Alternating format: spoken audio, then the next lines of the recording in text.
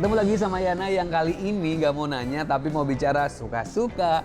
Yang mau kita bicarain kali ini adalah soal banjir. Oke deh, kita ngomongin soal 2019 yang sebenarnya sih ada banjir juga. Tapi kalau 2019 itu adalah banjir hoax dan banjir emosi. Karena 2019 adalah tahun politik. Jadi panas banget tuh banjir emosi di media sosial, di media online, di tetangga, di grup WhatsApp, dan di Facebook. Di 2020 akhirnya si banjir itu kembali jadi banjir air. Jadi akhir tahun 31 Desember masuk ke tanggal 1 Januari ada hujan deras yang mengakibatkan banjir air yang sedemikian rupa yang mengagetkan seluruh warga Jakarta, termasuk saya yang waktu itu kena banjir juga. Repot, iya, sebel, pasti. Tapi kita bisa apa? Nah, ngomongin soal banjir di Jakarta sebenarnya ada 3 hal nih. Yang pertama itu adalah karena curah hujan yang tinggi.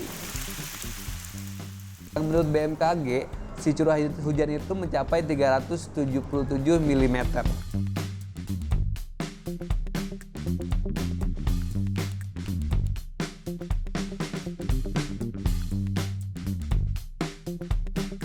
Penyebab kedua itu kemungkinan karena adanya banjir rob. Banjir rob itu adalah air pasang dari laut yang kemudian ke darat.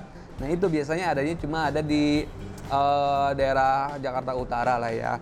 Dan yang ketiga nih, ada penyebabnya itu adalah hujan di daerah dataran tinggi di sekitar Jakarta. Oke, kita sebut aja deh Bogor atau Puncak gitu kan. Di sana tuh kawasan penyerap airnya udah kurang, akhirnya turun ke Jakarta. Di Jakarta kan sekarang udah jarang daerah serapan air kan, udah gedung bertingkat semua. Si air tuh mau lewat tuh susah, ditambah sungai juga kan nggak bisa menampung lagi air gitu. Sedangkan nih program naturalisasi atau reboisasi satu lagi normalisasi itu belum berjalan optimal.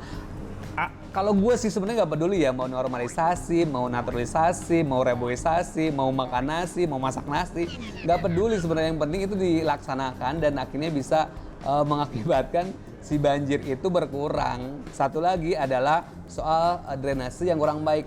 Di akhir Februari kemungkinan besar itu dikarenakan drainase yang kurang baik ini, ditambah kemampuan untuk memompa air banjir ke laut itu kurang bagus. Tapi sebenarnya yang lucu di sini adalah yang banjir itu sebenarnya nggak cuma Jakarta, Bekasi banjir, which is itu bagian dari Jawa Barat. Tangerang Selatan juga itu banjir juga kan. Tapi Anies Baswedan sebagai Gubernur DKI Jakarta itu selalu menjadi sorotan ketika ada banjir. Alasannya tentu aja karena hawa panas dari pilkada beberapa tahun lalu, terus juga pemilu tahun 2019 yang lalu. Terus juga nih ya, mungkin dihubung-hubungkan dengan karena dia digadang-gadang akan maju ke pemilihan presiden yang akan datang. Itu sebenarnya yang kemudian banjir Jakarta itu dibuat atau di framing atau dilebaisasi, dipolitisasi sedemikian rupa supaya makin panas. Tapi sebenarnya kalau kita ngomongin soal banjir Jakarta, pemerintah DKI-nya juga kadang-kadang bikin gemes-gemes gimana gitu ya. Contohnya nih, gue punya omongan dari Sekda DKI Jakarta, Bapak Saifullah, dinikmati saja.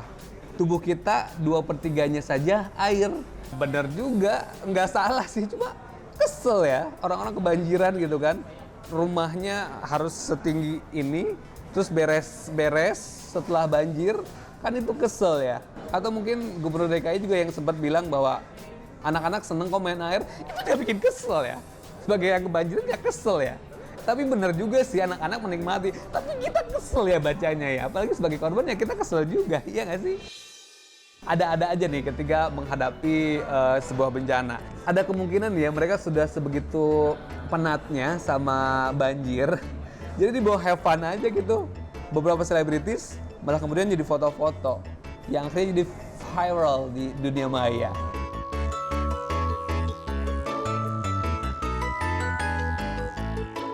Dan yang kemarin akhir Februari, karena lagi demam TikTok, si momen banjir itu malah dimanfaatkan untuk bikin video TikTok. Video-videonya nih kayak gini nih.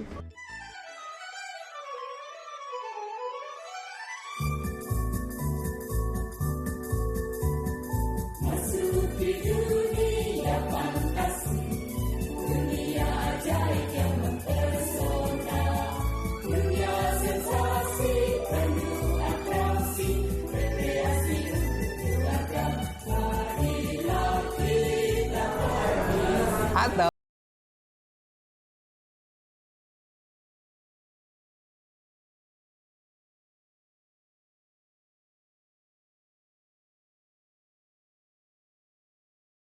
Ada juga yang kayak gini. Get ready, police. Come on, Bob and Jamie.